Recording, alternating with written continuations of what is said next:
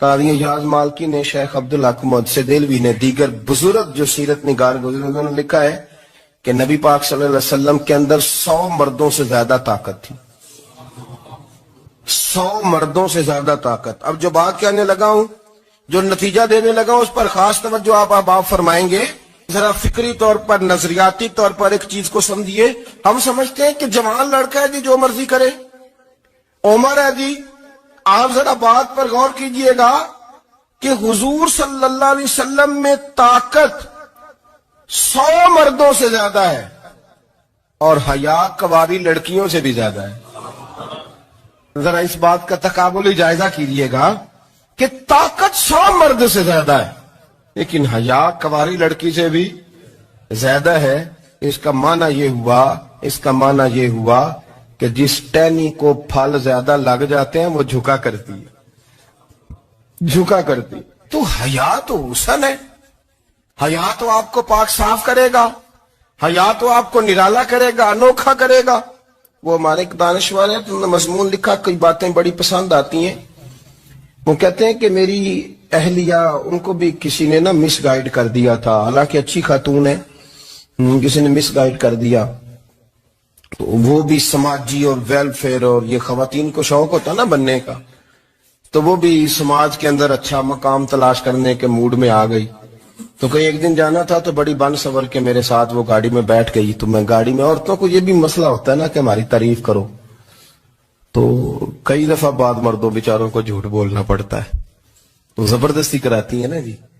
تو اس میں گنجائش بھی دی ہے شریعت نے گنجائش دی ہے کہ کبھی بیوی کو راضی کرنے کے لیے خلاف واقعہ بات کرنی پڑے تو کر لینی چاہیے. تو وہ کراتی بھی ہیں. 3 موقع پر خلاف واقعہ بات کرنے کی اجازت ہے. واقعے کے خلاف بھی آپ بات کر سکتے ہیں. جنگ کے موقع پر 2 لوگوں کو صلح کرانے کے لیے اور بیوی کو راضی کرنے کے لیے کر لیں کوئی ایسی بات. بے شک اپنی طبیعت پہ جبر کر کے کر لے، گنجائش ہے، اجازت ہے. تو وہ کہتے ہیں جب وہ گاڑی میں میرے ساتھ بیٹھی بن سور کے، وہ تقاضا کرنے لگی کہ میں نے بڑے اچھے کپڑے پہنے ہیں پر آپ نے توجہ نہیں کرائی. وہ سیانا بندہ تھا، وہ چاہ رہا تھا کہ میری خاتون سمجھ جائے. وہ کہتے ہیں مجھے پتا تھا کہ بیچاری مس گائیڈ ہو گئی ہے، دل کی بڑی اچھی ہے، سیانی ہے، لیکن اس کو کچھ خواتین نے، کچھ لوگوں نے مل کے اس کو ذہن غلط کر دیا ہے کہ سماج میں نکلو، باہر جاؤ، کام کرو، فلاں کرو، اپنی مرضی سے جیو. تو میرے ساتھ گاڑی میں بیٹھی کہیں جانے کے لیے، تو مجھ سے کہنے لگی کہ آپ نے میری طرف توجہ ہی نہیں کی، آپ نے کوئی ذکر ہی نہیں کیا کہ میں کیسی لگ رہی ہوں. تو وہ کہتے ہیں میں نے اسے کہا کہ اگر تو ناراض نہ ہو تو پھر میں صحیح والی تعریف کر دوں. تو اس نے کہا کہ آپ کر دیں. تو کہتے ہیں میں نے درد سے اور خلوص سے اپنی بیوی سے کہا، خلوص کے ساتھ. میں نے کہا میں تو روز گھر ہوتا ہوں، روز شام کو گھر ہوتا ہوں. اگر تو میرے لیے تیار ہوتی تو میں تیری تعریف کرتا، لیکن آج تو باہر جانے کے لیے تیار ہوئی، تو پھر ان سے تعریف کی امید رکھ جن کے لیے تو نے تیاری کی ہے. میرے لیے تیاری کرتی تو میں تو ہر شام تیرے پاس ہوتا ہوں. کہتے ہو میرے لفظوں میں درد تھا تو وہ بھی رو پڑی. اور کہنے لگی آپ گاڑی روک دیں، مجھے باہر جا کے کسی کو راضی نہیں کرنا، میں نے اسے راضی کرنا ہے جس کو رب کریم نے میرا شوہر بنایا ہے اور میرے لیے منتخب کیا ہے میرے ماں باپ کو. میں واپس لوٹتی ہوں. یہ ایک پہلو ہے سلگتا ہوا، اس کو سمجھا جائے.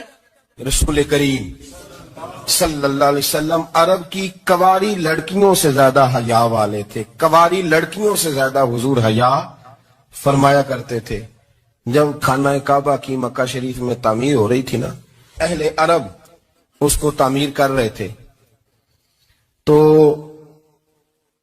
نبی پاک صلی اللہ علیہ وسلم اپنے چچا حضرت عباس کے ساتھ خانہ کعبہ کی تعریف میں مصروف تھے. تو عرب کے لوگ چونکہ لمبا کرتا پہنتے تھے پیروں تک، تو نیچے اگر کسی وقت کوئی چیز نہیں بھی ہوتی تھی تو کسی کو وہ نظر نہیں آتی تھی، کیونکہ پردہ رہتا تھا، لمبا کرتا پہنا ہوا ہوتا تھا. تو جب بچے، سرکار کی عمر مبارک بھی ابھی تھوڑی تھی، تو اس طرح بچے جب نکلتے تو وہ کئی دفعہ اپنی تہمت اتار دیتے نیچے سے، اور کوئی مزدوری کرنے لگتے تو 3-4 طے کر کے تہمت کی کندھے پہ رکھ لیتے، جس طرح کبھی دیہاتوں میں لوگ کپڑا سر